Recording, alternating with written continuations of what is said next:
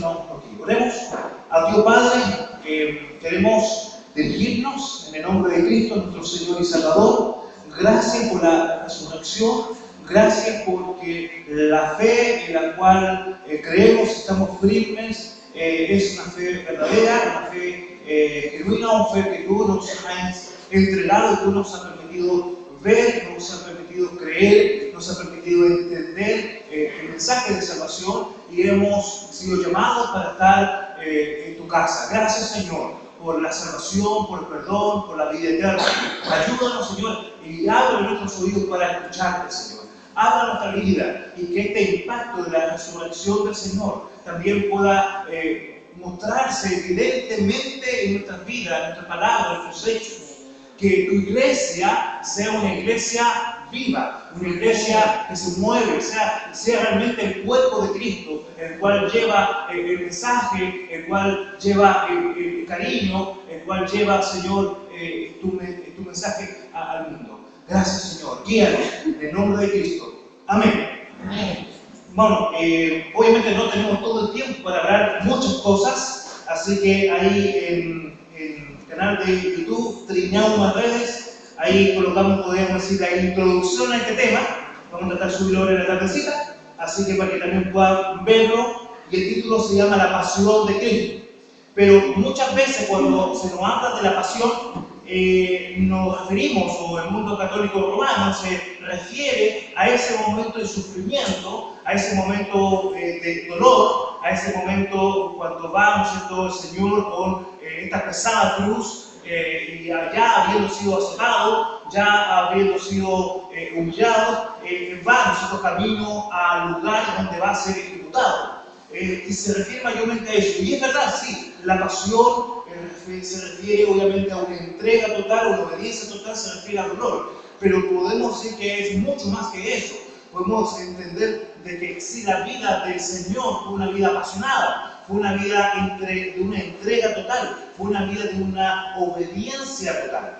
Entonces, tenemos que un poco, quizás sacarnos esa idea, y para poder entender de que Dios quiere que vivamos apasionados, que vivamos una vida con pasión por su evangelio. Entonces, claro, cuando nos hablan y nos dicen que queremos ser apasionados, nos preocupamos porque tenemos muchas veces esa imagen de ese momento de sufrimiento. Y es verdad, vamos a sufrir, van a haber situaciones difíciles, pero el Señor desea también que podamos vivir con una entrega completa. Lo podemos ver, obviamente, que el Señor, antes que el hombre cayera, un poco nos presenta una idea, una imagen. Tendremos que el Señor trata de colocarnos en un lenguaje humano para que entendamos cosas celestiales. Y nos habla de un consejo, nos habla del eterno consejo de Dios. Y nos dice que en ese consejo Cristo se ofreció para poder venir a rescatarnos. Y aún antes que el hombre cayera, el Señor dijo: he aquí yo iré. Y eso vemos, lo dice el Evangelio, que Él se entregó voluntariamente, Él no fue obligado, Él se entregó voluntariamente. Dice: yo puedo retener o puedo dar mi vida, pero Él decidió. Otra también de las ideas equivocadas que lamentablemente el catolicismo tomó curiosamente de algunos grupos evangélicos respecto a que Él aparentemente no tenía idea de lo que iba a pasar. Y si vemos obviamente la palabra, nos damos cuenta que Él tenía claro lo que iba a pasar. Él sabía el sufrimiento, Él sabía el dolor, Él sabía lo que iba a acontecer. Pero Él mismo se entregó y fue a la cruz. Tenemos que también muchas veces piensan de que esa palabra, cuando Él dice, Señor, que pasa de mí esta copa, se estaba refiriendo al dolor físico. Y obviamente Él sintió dolor físico porque Él se encarnó, Él tomó un cuerpo humano. Pero mayormente Él se refería a la separación que iba a tener en ese momento con su Padre, donde eternamente habían estado en comunión. Pero ya hemos hablado, y seguramente han escuchado muchas veces, respecto a la resurrección de Cristo y el momento de su entrega, el momento de la crucifixión. Pero quiero ir un poquito más adelante y poder tocar algunos textos que están ahí en el libro de los Hechos, capítulo 2, versículo 14. Y como tarea para la casa, y ahí está un poco en el video lo cual vamos a subir, es Lucas 23, del 20 al 27 y del 33 al 43. para que quizás en sus casas puedan poder tener un tiempo de reflexión en la palabra respecto a eso. Entonces, vemos en la historia de la Biblia cómo personas vivieron de acuerdo a la voluntad de Dios. Podemos ver quizás a un José que en esa entrega total, en esa obediencia total, fue usado por Dios para poder salvar a naciones del hambre, ¿ya? Y de desaparecer. El Señor lo usó a José en Egipto para eso. Dios también quiere usarnos para liberar, para poder ayudar o traer soluciones a este mundo. En el caso de Daniel, Dios también, aún dentro de un imperio opresor, Dios fue usándolo para guardar a su pueblo también en este imperio de Babilonia. Y vemos que Dios usó a muchas personas en el Antiguo Testamento.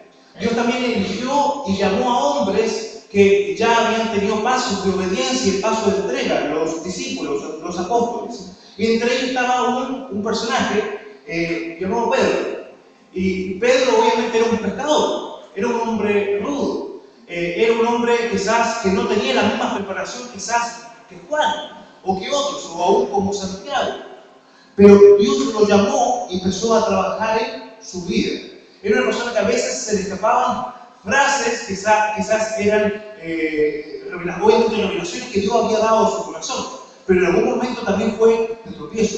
Pero Dios trabajó en la vida de este hombre y vemos que quizás aún cuando estaba en la barca y dijo, Señor, apártate de mí, no soy digno, luego él se siente digno, el Señor lo dignifica y él es capaz de pararse y poder dirigirse a multitudes con la ayuda del Señor para poder presentar el Evangelio. Y eso lo vemos en Hechos 2:14. Entonces Pedro, poniéndose de pie con los 11, alzó la voz y les habló diciendo, varones judíos y todos los que habitáis en Jerusalén, esto os sea notorio y oíd mis palabras. Entonces se levantan, estaban ahí los 11, ¿no es cierto?, apóstoles, se levanta en medio, ¿no es cierto?, y se dirige a esta multitud. Sabemos que 3.000 se convirtieron, pero obviamente había mucho más que 3.000 en ese lugar. Entonces imagínense, este mismo Pedro años atrás hubiera sido capaz de poder dirigirse a ese grupo de gente. Quizás obviamente Dios nos está pidiendo que nos dirijamos a multitudes, ¿ya? Quizás a algunos le va a costar y sí, quizás va a poder compartir el Evangelio de otra forma. Hoy en día tenemos, el WhatsApp, tenemos quizás el internet, un email o un tratado, ¿ya? Quizás se va a poder ir a un grupo pequeño de personas, ¿ya? Pero Dios también puede capacitarnos y puede prepararnos y puede usarnos para llegar a grandes grupos de personas. No por tener un nombre, sino porque el Señor anhela que muchos sean alcanzados, que muchos puedan disfrutar de esta gracia, de esta paz, de esta salvación que hoy en día nosotros disfrutamos. Y si vamos un poquito más allá, entonces hablábamos y leíamos, ¿cierto?, esta pasión que el Señor tuvo de esa entrega debe ser también nuestra pasión. La vida y la resurrección de Cristo, la venida de Cristo en nuestra vida debe generar un cambio, debe generar una transformación, debe generar una entrega. Y lo podemos ver también en el verso 21. Dice, y todo aquel que invocare el nombre del Señor será salvo. Entonces, ¿de qué podemos hablar? O una persona, podemos ser apasionada por el Señor. ¿De qué va a hablar? Va a hablar de su vivencia, de lo que Dios ha hecho en su vida. Una persona no puede compartir obviamente el Evangelio si primero no ha sido salvo, si primero no ha disfrutado del perdón de Dios, de la gracia de Dios. Y eso es un poco lo que está diciendo. Y todo aquel que invocar el nombre del Señor será salvo. Pedro había vivido esta vivencia y por eso podía compartir. El problema hoy en día, hermanos, es que hoy en día hay muchas personas en sistemas religiosos o en grupos de iglesias evangélicas que hablan del Señor pero no han sido salvos, no han tenido un encuentro personal con el Señor, o si lo han tenido, no han tenido obviamente una entrega, no se han entregado, han reconocido a Jesús como su Salvador, pero no como el Señor de su vida, no han tenido una entrega completa. Entonces, eso de lo que hemos vivido, de lo que hemos experimentado con el Señor, eso es lo que podemos compartir, eso es lo que podemos hablar. Y si vemos el 22 en adelante, dice, varones israelitas, oír estas palabras: Jesús Nazareno, varón aprobado por Dios entre vosotros, por las maravillas, prodigios, señales que Dios hizo entre vosotros por medio de él. Y como vosotros mismos sabéis, entregado por el determinado consejo y anticipado conocimiento de Dios, prendiste y mataste por manos de inicuos, crucificándole, el cual Dios levantó, suelto los dolores de la muerte, por cuanto era imposible que fuese retenido por ella. Entonces, ¿qué mensaje se nos muestra acá? Obviamente, Pedro conocía bien al Señor. Conocía bien al Señor. Y conocía su palabra. No es que Pedro se levantó en medio de esa multitud, le dijo: oye, Jacobo, oye, Juan, pásame los rollos. Y empezó a buscar el pasaje bíblico y empezó a leerlo. Y no tenía la Biblia que tenemos hoy en día nosotros. No tenía, obviamente, la facilidad de tomar un libro y leerlo. Ya quizás alguno se quería leer, tenía que andar con esos rollos grandes. Sino él había memorizado la palabra. Desde niño él había escuchado la palabra. Aún siendo judío y aún no entendiendo todas las cosas, cuando Cristo se presentó a su vida, como le pasó a Pablo también, esa palabra fue entendida, fue generada vida en él. Y obviamente él se levantó y empezó a hablar. ¿Y de qué habla? De sus pensamientos, de sus ideales, de sus interpretaciones, de algunos principios sociales. No, él cuando habló y se dirigió a la multitud, sabía que tenía que compartir un mensaje urgente, un mensaje importante, y eso era el Evangelio, y le compartió el Evangelio. Entonces, obviamente, solamente vamos a poder vivir una vida apasionada por el Señor si conocemos su palabra y si conocemos a Cristo. ¿Ya? Que obviamente son dos cosas complementarias, pero hay muchas personas que conocen la palabra, pero no tienen una relación personal con el Señor. Tienen un conocimiento intelectual, que es obviamente una ayuda para que el Espíritu Santo tome de aquello y lo haga vida. Pero esa palabra se tiene que hacer vida en nosotros. Y esa palabra también se tiene que hacer vida en la iglesia. Vamos un poquito más adelante, y yo con entusiasmo cerré la Biblia, así que voy a tener que buscar otro pasaje. Pero por mientras vayan ustedes buscando, Hechos, el mismo capítulo 2, 36 al 38. Dice así: sepa pues ciertísimamente toda la casa de Israel que a este Jesús, a quien vosotros crucificasteis, Dios le ha hecho Señor y Cristo. Al oír esto, se compungieron de corazón y dijeron a Pedro y a los apóstoles: varones hermanos, ¿qué haremos?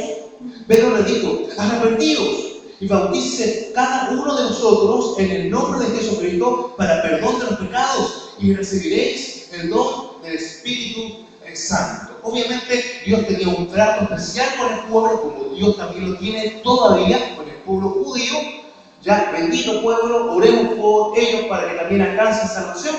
Pero vemos más adelante cómo hay un cambio. Primeramente los judíos, ¿no es cierto?, ellos eran bautizados y sentían el Espíritu Santo sobre ellos. Pero vemos en la casa de Cornelio, donde Pedro está hablando la palabra, y ellos creyeron la palabra y descendió el Espíritu Santo sobre ellos antes que fueron bautizados. Entonces, obviamente en el libro de los Hechos podemos sacar principios, debemos entender que hay cambios que se van produciendo en el libro de los Hechos. Pero en general, ¿qué podemos ver? Primero, el mensaje que transmite una persona apasionada por el Señor es un mensaje que llama al arrepentimiento, que llama a una vida diferente, llama a un cambio de vida, pero obviamente también él vive y experimenta ese cambio de vida. Entonces el Señor nos ayude a poder tener claridad y poder compartir. Claro, sí, es importante hablar del amor de Dios. Y sabemos que fuera del mundo cristiano evangélico, conocen a un Dios tirano, presentan a un Dios que exige solamente, un Dios lejano. Y sabemos que Dios quiere que nos llamemos Padre, un Dios cercano. Pero también no nos olvidemos, para que una persona realmente pueda venir a los pies de Cristo, tiene que reconocer su necesidad, tiene que reconocer ser pecador. Y para eso tenemos que mostrar su necesidad, para que se dé cuenta de que solo Cristo y solo Cristo puede salvar y rescatar su vida. Vamos más adelante, 40 al 42. Dice así, y con otras muchas palabras, testificaba y les exhortaba diciendo: sed salvos de esta perversa generación. Así que los que recibieron su palabra fueron bautizados y se añadieron aquel día como 3.000 personas. Y perseveraban en la doctrina de los apóstoles, en la comunión uno con otros, en el partimiento del pan y en las oraciones. Entonces, vemos que aún yo no alcancé a leer todo, lo animo que puedan leer todo el pasaje. Ahí va hablando de David, va hablando cómo la Escritura mostraba que Cristo iba a resucitar, y le va aclarando por la palabra a esta persona, porque la fe viene por oír la palabra de Dios. Entonces, ¿cómo la gente va a tener fe si no conoce su palabra, si no escucha su palabra? Y dice que él siguió, porque dice, no solamente fue esta predicación, dice que él con muchas otras palabras continúa hablando, pero acá la Biblia nos presenta solamente un resumen del discurso que entregó Pedro en esa oportunidad. Y la acción fue, ellos ¿qué hicieron? Ellos dijeron: ¿qué haremos? Luego dice que ellos fueron bautizados, se añadieron a la iglesia. O sea, personas que comparten el evangelio. ¿Cuál debe ser la naturaleza que debe acontecer? Que sean integrados ¿a dónde? Al cuerpo de Cristo, a la iglesia. Que no solamente escuchen el evangelio, sino que obviamente haya una responsabilidad, un cuidado, un seguimiento, un discipulado, y ellos puedan integrarse en la vida de la iglesia. Y eso pasó con esas 3.000 personas, y no era fácil. Si tenemos problemas para poder hacer parte 2 o 3 personas que a veces se convierten en una campaña evangelística, imagínense 3.000 personas. Pero ellos fueron agregados a la iglesia. ¿Qué pasaba con ellos? Ellos perseveraban, ellos continuaban en la doctrina, o sea, en la enseñanza, en la comunión, compartiendo unos con otros, en el partimiento del pan, compartiendo la casa, la cena que vamos a celebrar dentro de un ratito más. Y también, ¿no es cierto?, en la oración, en la comunión con el Señor. No voy a poder leer otro pasaje, se lo dejo también tarea para la casa, quizás con otra vez hubiera un video por ahí, que es Hechos, capítulo 3, 11 en adelante, que hay otro discurso cuando es sanado, ¿no es cierto?, este cojo. Y solamente voy a citar el 3.15, dice: y mataste al autor de la vida, a quien Dios ha resucitado de los muertos, de lo cual nosotros somos testigos. Él era un testigo, él podía dar testimonio de esto. ¿Por qué? Porque tenía una convicción y porque también su vida reflejaba. Quizás algunas personas pueden dar testimonio por otro y la otra persona dice: oye, no te creo. ¿Por qué? Porque yo te he visto en algunas cosas. Pero en este caso, el testimonio de Pedro era un testimonio válido, y lo podemos ver en Hechos 4, 10 al 14. ¿Qué dice Hechos 4, 10 al 14? Dice así: sea notorio a todos vosotros y a todo el pueblo de Israel que en el nombre de Jesucristo de Nazaret, a quien vosotros crucificasteis, a quien Dios resucitó de los muertos, por este hombre está en vuestra presencia salvo. Este Jesús es la piedra reprobada por vosotros, los edificadores, la cual ha venido a ser cabeza del ángulo.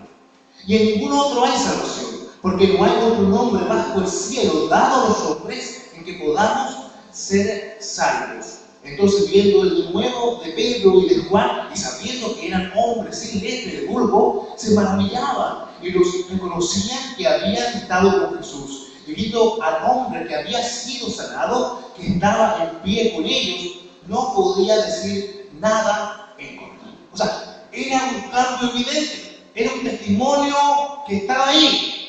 Ya, no eran solamente palabras, eran hechos. No solamente la vida de Pedro y de Juan habían sido transformadas, ellos reconocían que eran personas que no habían tenido la educación que ellos habían tenido, y aún su elocuencia o su forma de dirigirse, su forma de hablar era diferente, como si hubieran tenido una educación de élite. Pero más importante aún, porque quizás alguien puede ser muy elocuente con las palabras, pero su vida era una vida transformada. Tampoco podía negar la sanidad. Entonces había otro testimonio. No solamente obviamente es nuestro testimonio, nuestro cambio de vida, sino cómo esas personas que escuchan el Evangelio son transformadas por el Evangelio. Y eso obviamente es un testimonio que la gente no puede negar, que estos religiosos no pueden negar. He escuchado aún también a sacerdote, esa persona es importante en la Iglesia Católica, que no puede negar la transformación que Cristo hace en las personas. Y curiosamente, hubo un tiempo cuando yo, buscando al Señor en el seno de la Iglesia Católica, que era lo que tenía más cerca, escuchaba el testimonio de este monseñor en Inspiración en Argentina.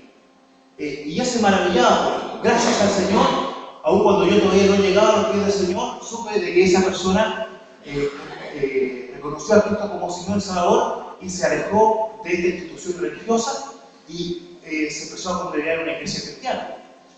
El testimonio de la vida de otros, el testimonio de la transformación, el testimonio de la sanidad. Tengo que contar el testimonio de un obispo que, escuchando una predicación de un predicador, y estaba enseñando ahora, el Señor nos sanó. Y lo más importante, el Señor nos sacó. Y esa persona también había tenido una transformación.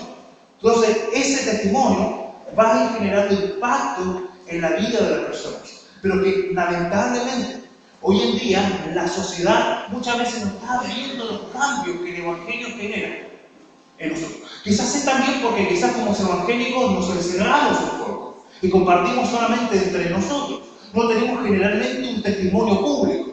Y a veces aquellos que tienen un testimonio público no tienen un testimonio de transformación. Entonces se genera una incongruencia.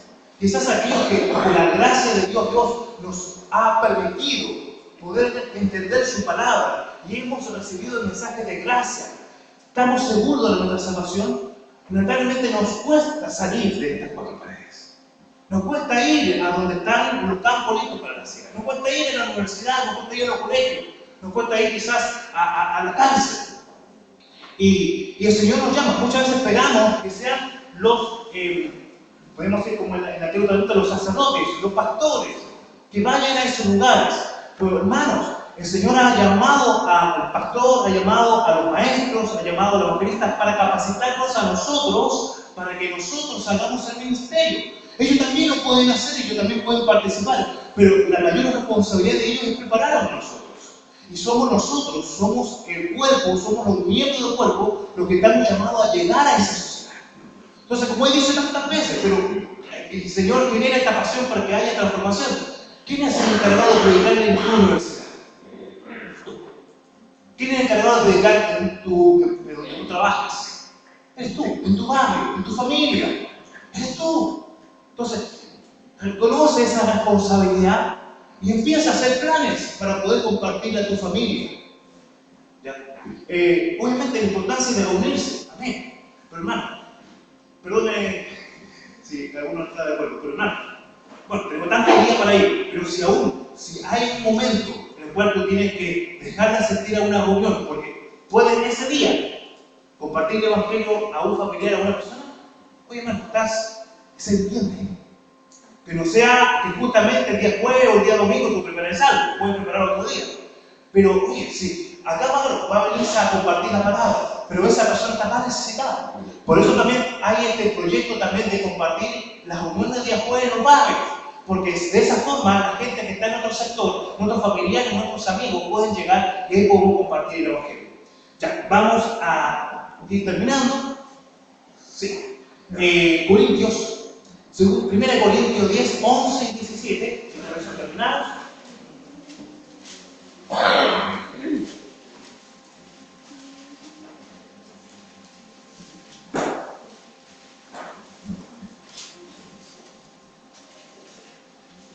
Dice así: y estas cosas les acontecieron como ejemplo y están escritas para amonestarnos a nosotros, a quienes han alcanzado los fines de los siglos. Obviamente anteriormente está hablando de distintos acontecimientos que le pasó a Israel, que lamentablemente a muchos no consideran el Antiguo Testamento, y la Biblia dice que todas estas cosas se escribieron para nuestro ejemplo. Así que el que piensa estar firme, mire que no cae.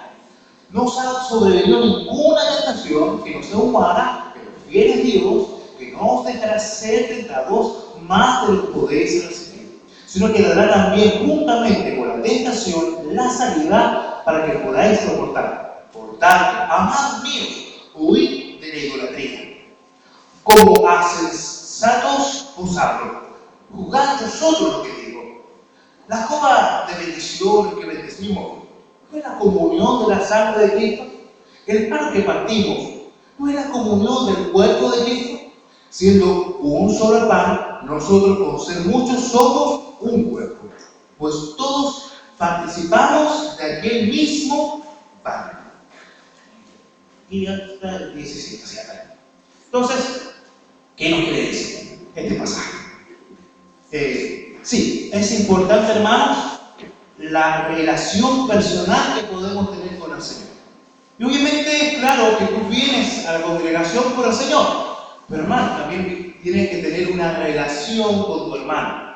Porque esto es lo que pasaba un poco en Israel, esto es lo que está diciendo. O sea, está diciendo, mira, quizás nosotros tenemos copas por un asunto higiénico y todo eso, pero si vemos un poco la cultura judía, ya, o vemos la misma, la cena del Señor, él tenía una copa, y esa copa la compartió. Había un pan, y ese pan fue partido. Entonces, hablaba de una idea de unidad.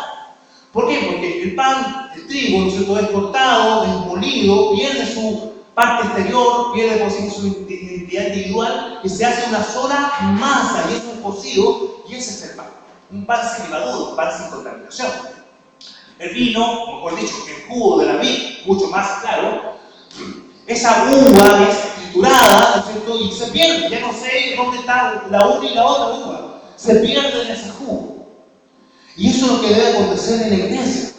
Que perdamos, podemos decir, aquellas cosas que nos separan, que en el cuerpo, con lo que la gente pueda ver, una unidad. ¿Ya? Claro, obviamente cada uno, según lo que el Señor le ha dado, según lo que el Señor ha tratado a nosotros, vamos haciendo ese complemento. Ahí debe haber una diversidad. No podemos ser todos iguales, pero sí podemos tener unidad y reconocer al otro hermano. Y eso es lo que está diciendo. ¿Por qué? Porque algunos pensaban que podían vivir la vida cristiana solos, en forma individual.